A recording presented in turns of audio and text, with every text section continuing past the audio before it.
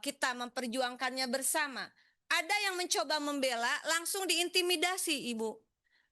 Kasus ini langsung, namanya sahabat saya juga, Mbak Hesti, artis juga ya, langsung diintimidasi begitu. Yang juga tidak kalah pentingnya adalah tadi kalau menyimak apa yang disampaikan oleh senior-senior di Komisi 13, khususnya yang disampaikan oleh pimpinan Pak Sugiat, betapa pentingnya relasi antara Komnas Perempuan, Komnas HAM, dan Komisi 13 ini. Kami juga sama, kami sangat berharap kita benar-benar menjadi mitra yang strategis, bahwa Komisi 13 jangan hanya diingat ketika mengajukan anggaran saja, tetapi juga ingatlah kami bahwa kami ini di sini adalah mewakili juga masyarakat untuk memperjuangkan hal yang sebetulnya menjadi inti dari apa yang diperjuangkan terkait hak asasi manusia, yaitu warga negara Indonesia, khususnya juga perempuan dan anak, begitu, yang kami juga menghadapi hal yang sama di daerah pemilihan kami masing-masing setidaknya. Oleh karena itu, saya sangat mendukung tadi, dan mudah-mudahan juga saya bisa ikut untuk kita save, selamatkan Ibu Saudah, Nenek Saudah tadi yang disampaikan oleh Pak Jos Rizal dari Sumbar 2 fraksi PAN, dan juga Pak Sadiku dari fraksi Nasdem.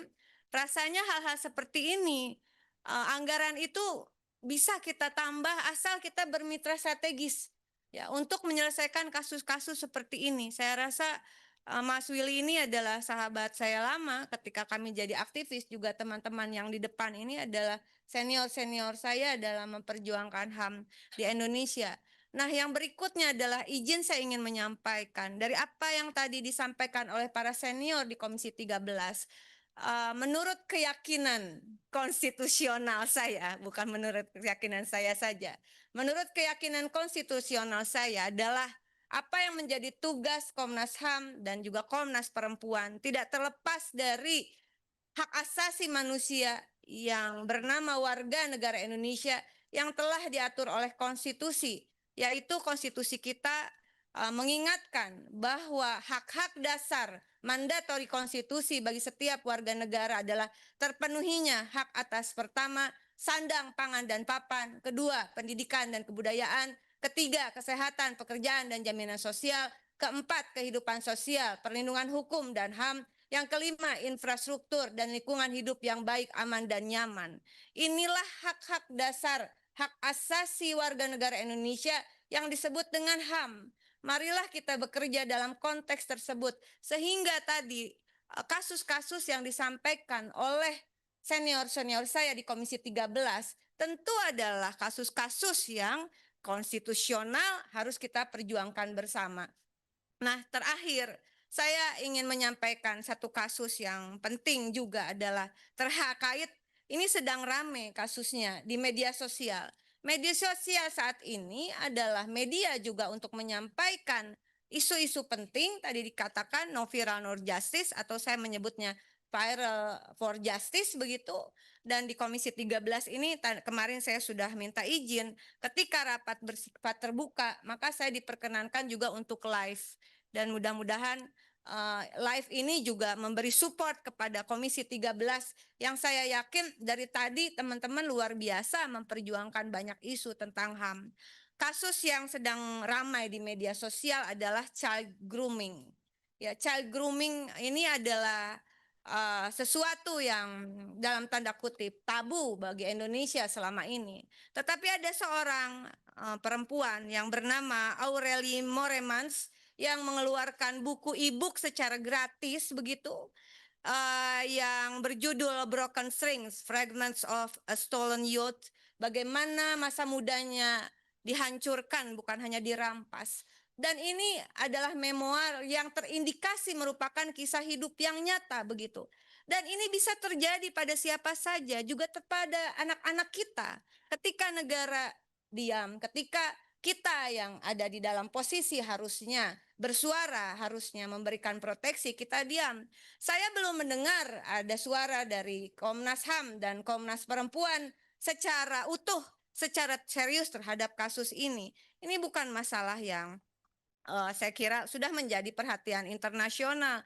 Tadinya ada dua buku, yang versi Inggris dan juga versi Indonesia. Lalu child grooming ini bukan tindak pidana yang berdiri sendiri, melainkan modus operandi. Prosesnya sistematis ketika pelaku atau groomer membangun kedekatan emosional, kepercayaan, dan ketergantungan pada anak atau remaja. Tujuan akhir adalah kekerasan atau eksploitasi seksual. Maaf pimpinan, saya agak emosional ya, karena ini bisa terjadi loh pada anak-anak kita begitu, atau pada masa depan ketika kita sebetulnya kasusnya banyak di Indonesia. Untung ada anak ini yang berani ngomong loh. Lalu sekarang pelakunya, indikasi, saya tidak menuduh, indikasi pelakunya ini sekarang sedang melakukan pembelaan diri begitu, dan ini rame setiap hari. Mas Willy, kalau bisa dilihat, saya kira itu terus-terusan indikasi pelaku melakukan pembelaan diri, seolah-olah normalisasi terhadap bagaimana kekerasan terhadap anak, ada pembujukan di situ, pernikahan, indikasi ada kekerasan seksual dan sebagainya yang cukup sadis saya kira. Dan dalam momen berharga ini, di hari pertama saya bertugas di Komisi 13, dengan support dari pimpinan tadi, pimpinan juga mohon dukungannya terhadap kasus ini. Apakah mungkin kita memperjuangkannya bersama? Ada yang mencoba membela, langsung diintimidasi, Ibu. Kasus ini langsung, namanya sahabat saya juga, Mbak Hesti, artis juga ya, langsung diintimidasi begitu. Dan tidak ada satupun negara yang kemudian saat ini, saya kira, untuk bersuara. Oleh karena itu, berpijak karena negara hukum, ada undang-undang perlindungan anak, ada undang-undang penghapusan kekerasan seksual. Ini ketuanya adalah Mas Willy. Waktu itu saya inisiator, tapi bisa gol itu karena ketuanya adalah Mas Willy saat itu di Balik. Terima kasih Mas Willy. Dan kemudian juga ada undang-undang ITE di sana, kemudian ada undang-undang di KUHP, bahkan di KUHP baru begitu juga diatur persoalan ini, bahwa bisa ada hukuman berlapis. Nah, saya tidak tahu bagaimana caranya. Mungkin nanti kita buka ruang diskusi dengan Komnas HAM, Komnas Perempuan secara khusus tentang child grooming, dan libatkanlah kami begitu. Sehingga kami juga bisa melakukan edukasi kepada publik. Sekali lagi saya mohon dukungannya agar kita mengangkat isu child grooming ini yang berani dibuka oleh Aurelie Moremans, dan kita tinggal melanjutkan perjuangannya. Jangan dibiarkan kemudian yang terindikasi pelaku itu berkoar-koar. Saya kira kalau perlu Komnas Perempuan panggil dong, atau kalau boleh dipanggil ke sini ya, karena menurut saya dia campaign soal child grooming. Kalau seperti ini caranya, normalisasi terhadap kekerasan seksual atas nama pernikahan berbasis keyakinan agama dan seterusnya. Nah, pimpinan, mohon maaf kalau saya di hari pertama tapi bicara panjang lebar, karena ini masa depan anak-anak kita. Saya kira saya mohon dukungannya dari semua pihak agar proses child grooming ini bisa diusut tuntas, dan pelaku dan yang terindikasi pelaku bukan berkoar-koar, tapi mari kita buktikan KUHP baru ini punya taji bersama Komnas HAM, Komnas Perempuan, dan Komisi 13. Beri sanksi yang setimpal sesuai dengan undang-undang yang berlaku. Terima kasih atas waktunya. Wallahul muwaffiq ila aqwamit thoriq. Wassalamualaikum warahmatullahi wabarakatuh. Stay updated. Info terkini masih banyak. Jangan lupa subscribe, like, dan share YouTube official OKZone. Dan selengkapnya ada di okezone.com.